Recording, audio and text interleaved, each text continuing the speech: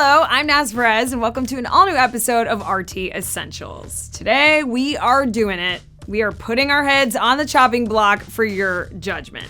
Not exactly a new concept for us here at Rotten Tomatoes, but on this episode, we're going to be running down the scariest horror movies of all time. And like many things, what makes you scream, get the goose pimples, or cry in the fetal position until dawn is super subjective. I mean, the classic jump scare might do it for most, while others might need that deep, existentially disturbing reach into their psyche to just really mess them up. So we tried our best to keep it spoiler light around here, but since we're talking about movies that date all the way back to 1960, well, I mean, there's only so long the world can protect you from Psycho's big plot twist or finding out which horror movie franchise Prometheus was a not-so-secret prequel for. So consider yourself warned. Okay. Now it is time to sit back, relax, and maybe get startled when something behind you jumps on the couch. These are Rotten Tomatoes' scariest horror movies of all time. Okay, move now!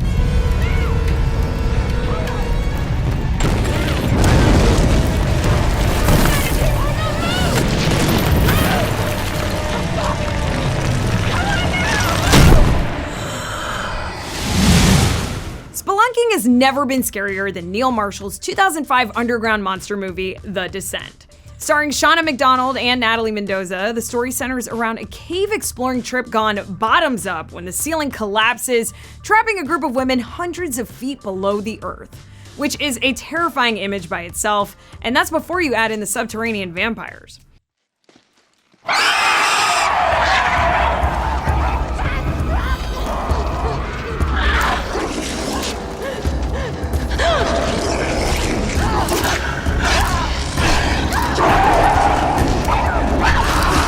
The Descent was so scary, it spooked its own creator. After writing the film, Marshall, who had originally wanted to shoot on location in the Appalachian Mountains, decided it was too dangerous to film in an actual cave and opted to build one instead.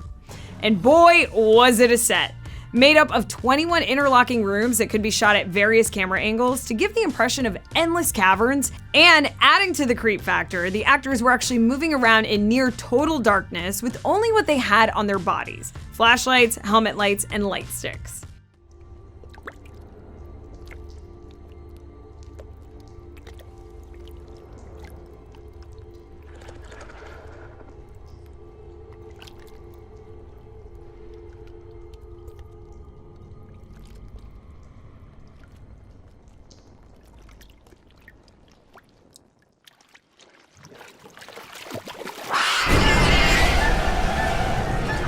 As for the monsters themselves, they were based on the vampire from Nosferatu. It took 3.5 hours in the makeup chair to transform a single actor into a crawler, and the cast was barred from seeing them until they ran into them. Now, that is a heck of a way to bump into your co-star, but obviously effective.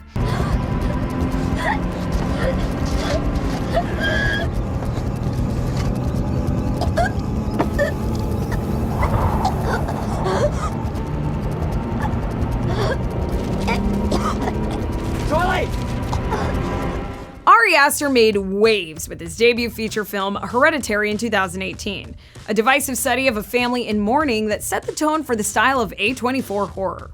Starring Toni Collette, Gabrielle Byrne, and Alex Wolff, Hereditary was only the third film in the genre put out by the new studio. It starts out as a story about the Graham family and their struggles with grief, but you realize it's just a precursor to the real horror show, a cult worshipping a deity named Paimon. Gotta be honest, the first time I saw the film, I thought they were talking about worshipping something that sounds delicious with a tall glass of milkman.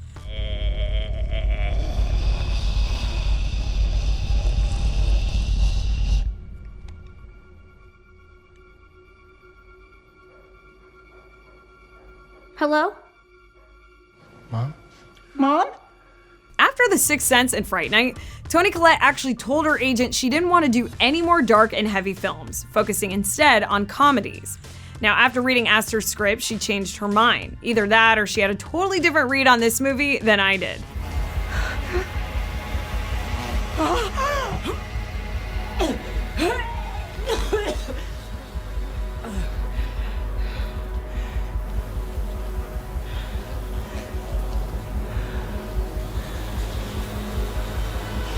Between Hereditary and his follow-up film, Midsommar, Aster made a name for himself with his confrontational and traumatic films. But compared to the directors of some of the movies on this list, I mean, Aster looks positively, well, positive. I mean, consider that when Alex Wolff, who played the Graham's son, wanted to go method in a schoolroom possession scene, Aster refused to let the teenager break his own nose on his desk. Now, it doesn't sound like much, but there are a ton of directors out there who would kill for that level of commitment.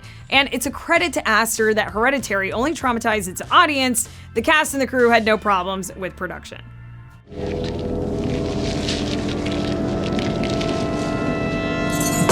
Go get the doc. I'll get Gary. We'll meet in Blair's Rock.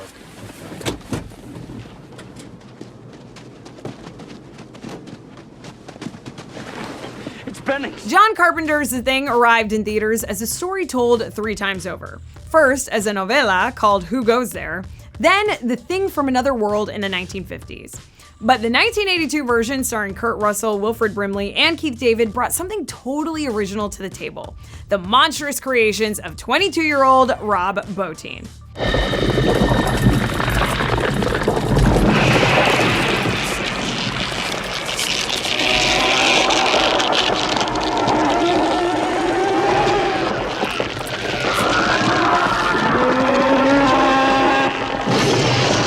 On a $15 million budget, Carpenter allocated $1.5 million for practical effects needed to create The Thing, a parasitic alien capable of taking any form.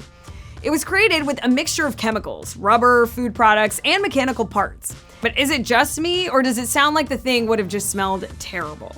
None of the cast were too fond of the props either. The only actor able to stomach the experience was Wilfred Brimley, a cowboy who wasn't squeamish when it came to handling gore. Now, when asked by Carpenter how he held it together, Brimley said it was like picking up his laundry. On its release, he felt differently though, and came down hard on the special effects department of the film, saying that the realistic body horror of the mutated creature's form was going to negatively affect audiences. Yeah, that's kind of the point.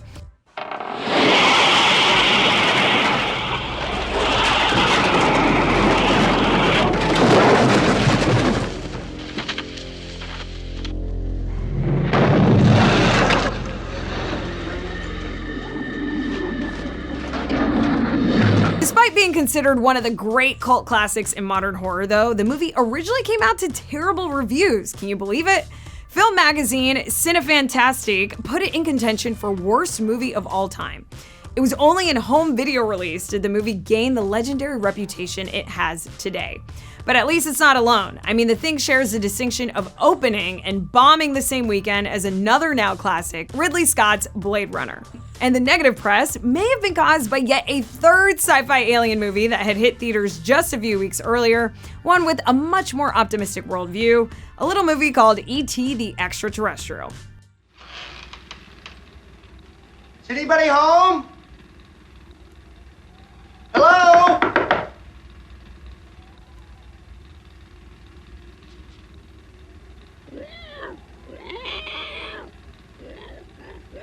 Tobe Hooper's cinema verite classic, The Texas Chainsaw Massacre, shocked audiences when it debuted in 1974. With its generous definition of a true crime story, the movie ushered in the age of the slasher. But Hooper never intended for a group of teenagers run-in with the face-wearing psycho Leatherface and his clan of deep-fried cannibals to get such an intense reaction from audiences across the country.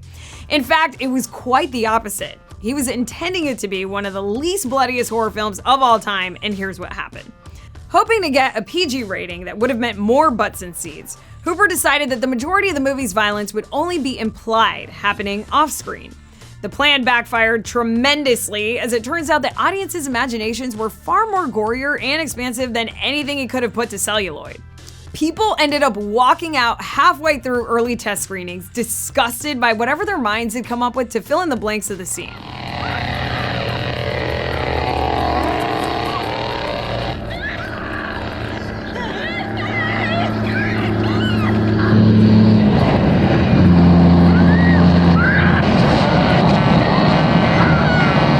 Another reason the movie's biggest scares happened off-screen: the budget, or lack thereof.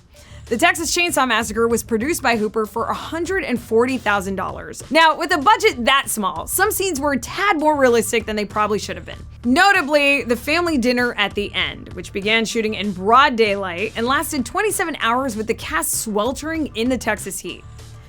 The blackout curtains necessary for shooting a night scene in broad daylight, along with the lack of air conditioning on location, meant in a 110-degree hot box in which the food in the scene, including large chunks of meat, ripened and spoiled. I mean, we won't get into details, but the cast and crew can recall frequent barf breaks and instances of sanity slippage where the line between the character and actor would honestly start to blur.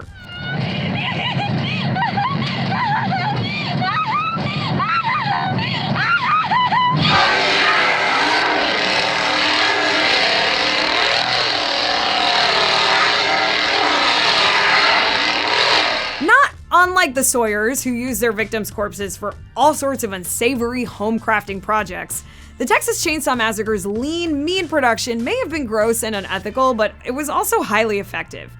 On release, it grossed over $30 million, which translates to roughly $113 million today, making it the highest-grossing independent film ever made until that point. It only had 4 years at the top before John Carpenter's Halloween came along and chivied it in the back, but more on that in a bit.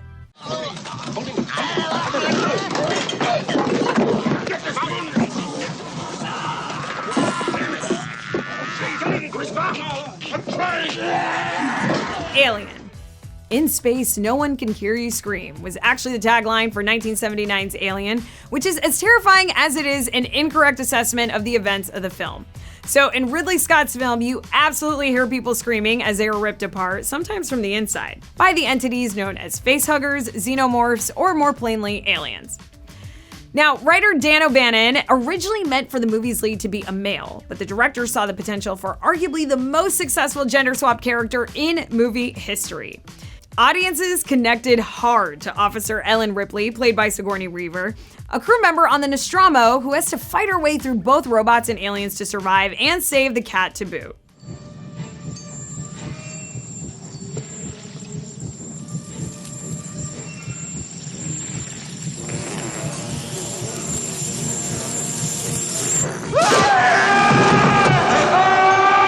Considering the head xenomorph is a queen, you get one of the greatest accidentally feminist horror movies in history. But try pitching it to studios back in 1979. They all unanimously rejected the broad story based on just its descriptions of graphic violence and gore. It hadn't even been written yet. But they were able to find funding when Fox came back around and greenlit Alien with a $4.5 million budget on one condition: tone it down and tighten it up. Bored and awaiting funding to begin production, Scott ended up storyboarding the entire movie. He gave it to Fox, which turned around and doubled the budget.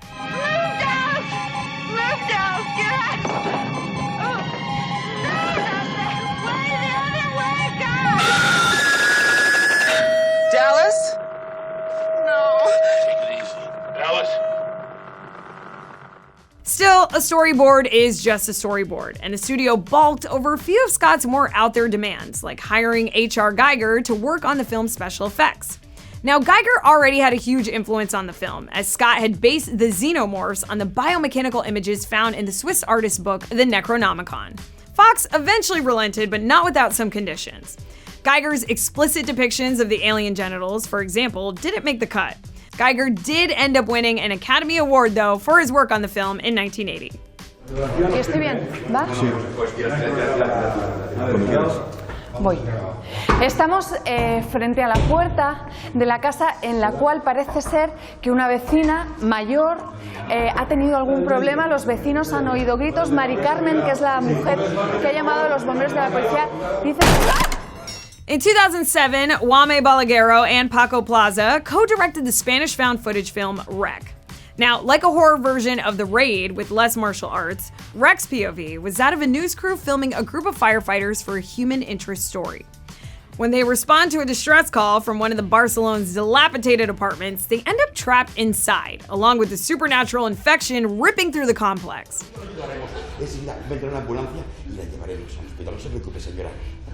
Sergio, desméjame esto, joder.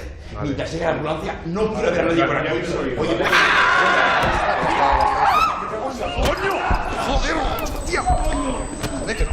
The fact that Wreck wasn't a traditional zombie film made it a refreshing twist on two already oversaturated genres. I mean, for a movie about the undead, Wreck was shot as realistically as possible, a trend that we tend to see when filmmakers have no budget and need to get creative. It was filmed chronologically with a cast of mostly unknowns on location at the Seti Matexa building in Barcelona because they couldn't afford sets. ¡Vamos, rápido, rápido! ¿Qué pasa?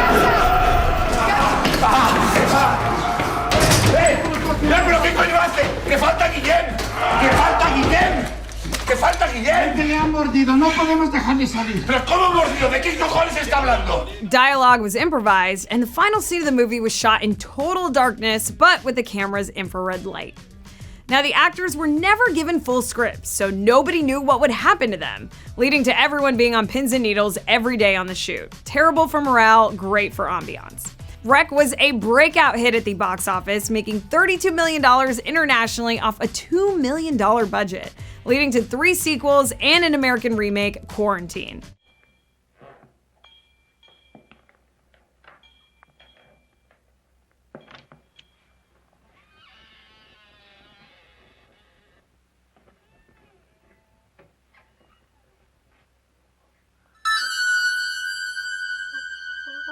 This wouldn't be an essential horror movie list if we failed to include John Carpenter's 1978 classic, Halloween. Starring Jamie Lee Curtis making her big screen debut, the battle between high school babysitter Laurie Strode and mute knife-wielding psychopath Michael Myers is a tale as old as time. Carpenter and co-writer Deborah Hill wrote Halloween like a radio play with jump scares every 10 minutes. Now, to make that kind of clockwork ambience effective, they needed a good background track, which Carpenter wrote himself. The score for Halloween is written in a rare 5/4 time signature, which the director learned from his father. Carpenter's music skills also landed him Donald Pleasence, who agreed to be in the film after his daughter was such a fan of Carpenter's score on Assault on Precinct 13.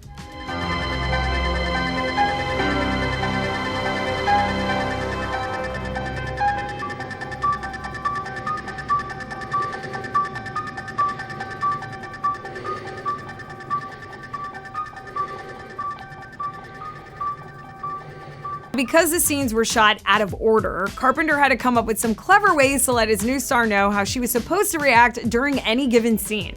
They ended up creating something called a fear meter, which Jamie Lee Curtis would glance at during a scene and immediately know how freaked out to be. And here I am making it up as I go like a sucker. Tommy, please! Tommy, hurry up! Tommy, please!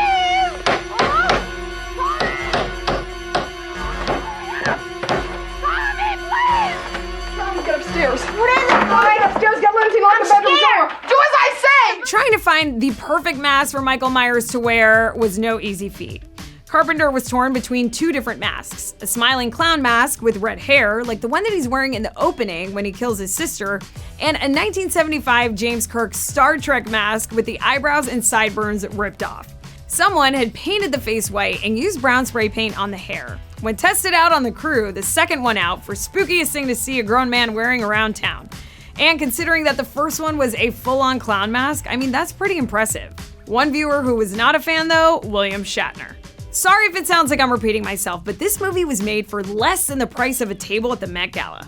On a $300,000 budget, Halloween grossed $47 million at the box office. I mean, that would be over $177 million today, making Halloween one of the most successful independent films of all time and making Wreck look like a bloated studio production in comparison.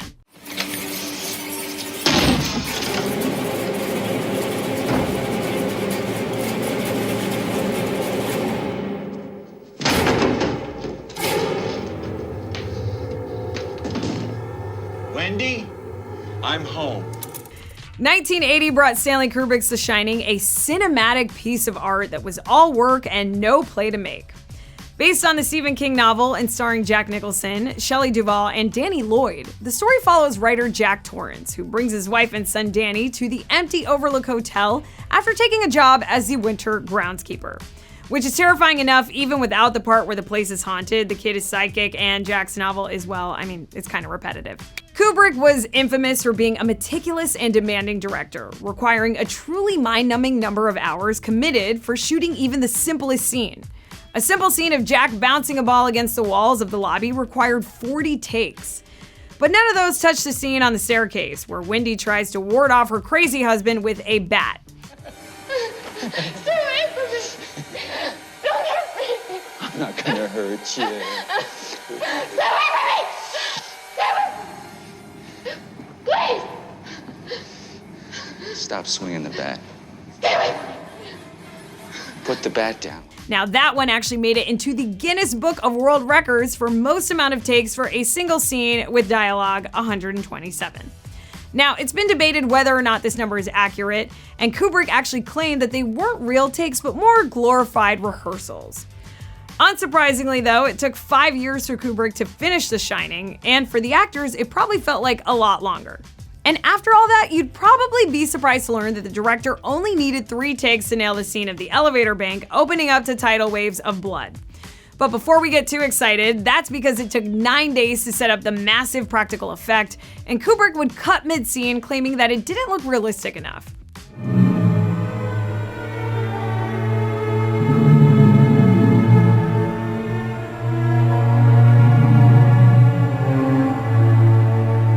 In the end, it took over a year for one of the bloodiest scenes in movie history to make it to celluloid, during which time the gutters of the nearby village of Boreham Wood ran red. Funny enough, Kubrick was able to skate past the MPAA, even though they had a strict no blood in movie trailer rule by telling them that the shot was just rust-colored water. A maniac, a raving thing. She just goes a little mad sometimes. We all go a little mad sometimes. The daddy of all horror thrillers, Psycho, arrived in 1960 to change how audiences felt about showers, motels, and mama's boys forever. Alfred Hitchcock directed Janet Leigh and Anthony Perkins in career-defining performances as Marion Crane, a young woman on the run after taking off with her boss's dough, and Norman Bates, the handsome stranger who runs the motel that she's unlucky enough to stop at. No spoilers, but Norman's got some severe mommy issues.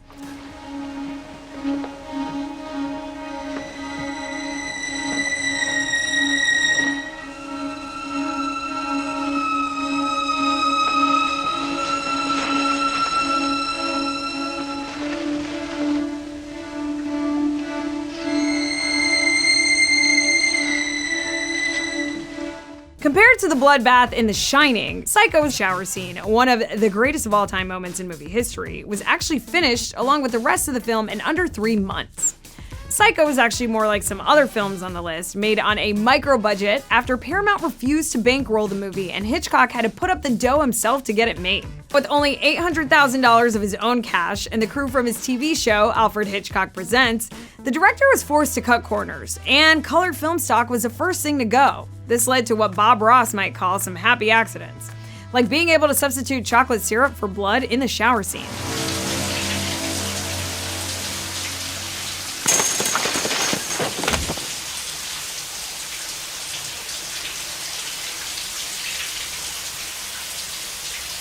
Still, the shower was the most difficult Psycho scene to shoot, especially after they were forced to go back and do reshoots, when Hitchcock's eagle-eye wife noticed that Lee's pupil kept dilating in the extreme close-up after she was supposed to be dead. Now, Hitchcock was no Kubrick and was not a fan of having to redo shots. Considering it's now widely one of the most successful suspense films of all time, we'd like to think it was worth it. What? What are you talking about? I don't know. I feel it. I feel it breathing on me. Here you go. Come on. Please. Jason Blum joined the ranks of hallowed horror producers like Bob Shaye and Dino De Laurentiis when he financed a haunted house micro-indie called Paranormal Activity. It was shot for, get ready for this, $15,000, grossing over $190 million, which for those of you guys keeping score at home, makes it the most successful independent horror film of all time by a wide shot. We should be telling kids, hey, you can either attend one semester of film school or make the next Paranormal Activity.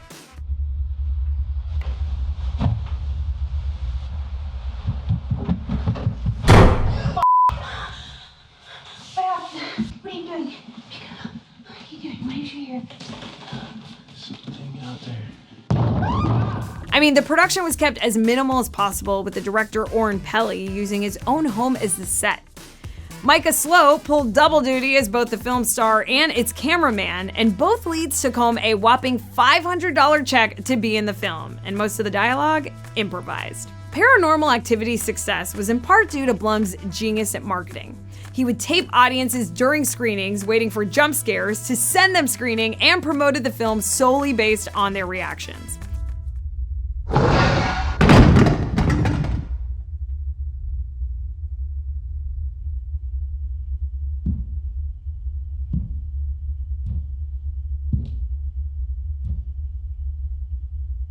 The William Castle-esque move worked, and Paranormal Activity was beyond successful, giving birth to Blumhouse Productions. Blum stated that he sought the rights to the film after making the mistake of passing on the Blair Witch Project a decade earlier. But by far the best fact about the first Paranormal Activity was that Steven Spielberg received a screener of the film after Paramount and DreamWorks purchased the distribution rights. After watching the movie at home, his bedroom door mysteriously locked itself, trapping the ET director inside his home and forcing him to call a locksmith to pry it open. Spielberg actually returned the screener to DreamWorks in a garbage bag. Chris, doctors. Mother, please! Dr. Taylor? What is it? What's happening? Stop! It's burning! It's burning! Do something, doctor, please help her! Please, Mother!